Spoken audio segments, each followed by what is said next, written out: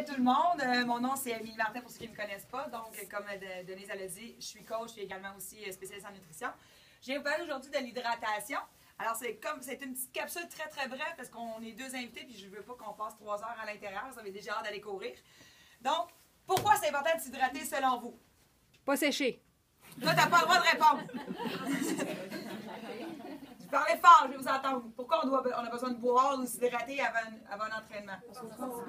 Parce qu'on transpire. OK, quoi d'autre? C'est tout? C'est notre essence. Pour éviter les crampes. D'autres idées? Parce qu'on a soif. Effectivement, parce qu'on a soif. D'autres idées? OK, je vous donne les réponses. Alors, pourquoi c'est important de s'hydrater? Bien, vous avez bien raison, c'est remplacer les liquides perdus. Donc, dans notre sueur, même s'il fait moins 30 dehors, on sue quand même. Donc, c'est important de remplacer les liquides perdus. Prévenir la déshydratation. Hein? On veut maintenir la température corporelle, surtout ceux qui n'ont pas mis leur combine. Et faciliter la circulation sanguine. OK? Mais là, ça doit dépendre de votre activité. Elle dure combien de temps? OK? Si vous êtes 1 heure et moins, comme ce matin, de l'eau, c'est suffisant. On n'a pas besoin de prendre quelque chose de spécial. De l'eau, une petite gorgée de temps en temps, ça fait la job. En passant, j'ouvre une parenthèse. Dans l'heure qui précède votre entraînement, vous devriez boire de l'eau. Quelle quantité? Un verre d'eau. OK, ouais. 8 onces. Un 500 ml. Mon Dieu, j'ai oublié mon eau, je la cale, là. Parce que tu vas avoir envie de faire pipi. Un 500 ml d'eau à petite gorgée dans l'heure qui précède votre entraînement pour être sûr de bien être hydraté. Ça fait plus d'1 heure que je m'entraîne. Qu'est-ce que je dois faire? Est-ce que je continue avec l'eau ou je prends autre chose? Quoi? Attends, du shot, Gatorade, OK? Plus d'1 heure d'entraînement, OK, les glucides sont disparus. On se souvient là, de ma capsule de nutrition, c'était quoi les glucides? C'est des sucres. On a besoin de power, on a besoin d'essence, on a besoin d'énergie. Donc, on va aller chercher des glucides. On peut prendre une collation, mais si on est en train de courir, par exemple, c'est un peu plus compliqué de courir et manger une banane en même temps. OK? Donc, à ce moment-là, on va prendre un liquide, exemple un Gatorade. Le Gatorade, ça a été fait conçu pour ça. Tantôt, vous allez voir, là, on va regarder qu'est-ce qui arrive, les meilleurs liquides. OK? Donc, j'ai marqué ici 1 heure et moins de l'eau, super. 1 heure et plus aussi, il fait extrêmement chaud. On doit prendre quelque chose. À combien de pourcents on est déshydraté? Pourcent de quoi? À combien de pourcents sur 100, là, on est déshydraté? 60. 60? 75? Il n'y a pas de mauvaise réponse. Essayez des affaires. 2. Oh, %. À partir de 2 on commence à ressentir la soif. Il y a une légère déshydratation qui commence. À 5 là, on est déshydraté et ça a un impact direct sur notre performance. Donc, c'est pas énorme. Dès que vous sentez que... Moi, j'ai soif, là. Ça commence à me coller dans la bouche, là. On est déjà déshydraté un peu. OK? Donc, ça ne prend pas grand-chose pour nous déshydrater. Fait que très important. La déshydratation, qu'est-ce que ça fait? Bien, le sang circule moins bien. Hein? Le cœur, il pompe plus. On a beaucoup moins d'oxygène au niveau de nos muscles. La température de notre corps monte. Puis, bien, on a plus de chances d'avoir des crampes musculaires. OK? Donc, vraiment très important de bien s'hydrater. Et bien sûr, qu'est-ce qui va arriver si tout ça fonctionne?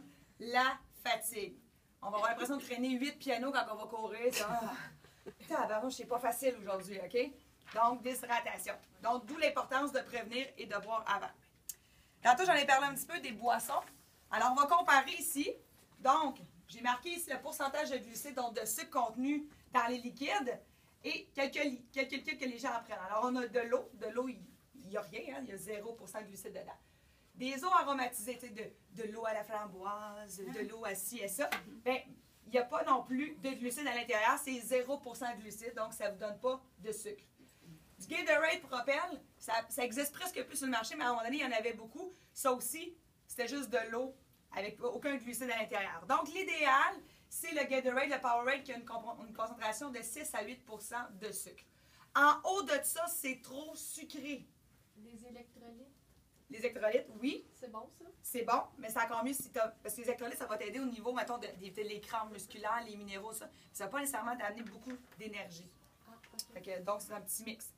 Donc, la concentration, c'est de 6. Est-ce qu'il est facile à trouver, ce Powerade? Ouais, le Gatorade. Oui. Gatorade, Powerade. La différence entre les deux, c'est que le Powerade est un petit peu plus sucré.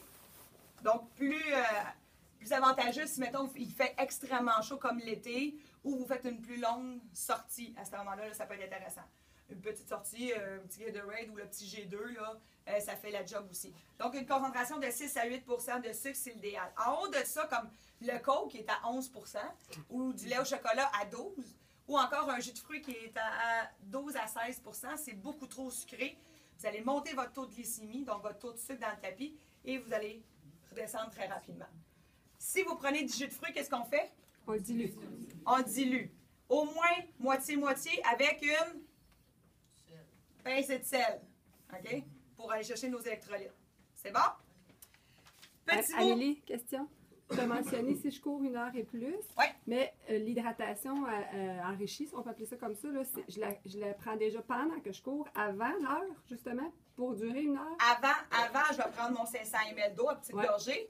Ça va être pendant si j'ai OK. besoin de faire quelque chose pendant plus d'1 heure. Si c'est 1 heure et moi, je reste avec de l'eau, c'est bien correct. OK. J'arrive aux boissons énergisantes. J'en dis un petit mot là, très, très bref. OK, donc là, ici, pour donner un exemple, là, j'ai le gourou qui est la petite bouteille. Là. La petite, ça équivaut à 1 café et demi extra fort en caféine, ou autrement dit, à 4 Coke. Il n'y a personne un matin qui s'est dit hey, je vais me prendre 4 Coke, moi être en business tout à l'heure. OK? Mais la petite boisson énergisante, c'est facile. Alors, pourquoi c'est si facile? Bien, c'est parce qu'il y a de l'eau gazéfiée, il y a du sucre, il y a de la caféine, il y a souvent de la guarana ou d'autres choses qui sont à l'intérieur, qui est beaucoup plus sucré, beaucoup plus fort aussi, que la caféine. Ce qui est important de comprendre, c'est que quand on prend un café le matin, ah, il est chaud, on le prend à petite gorgée, c'est le fun.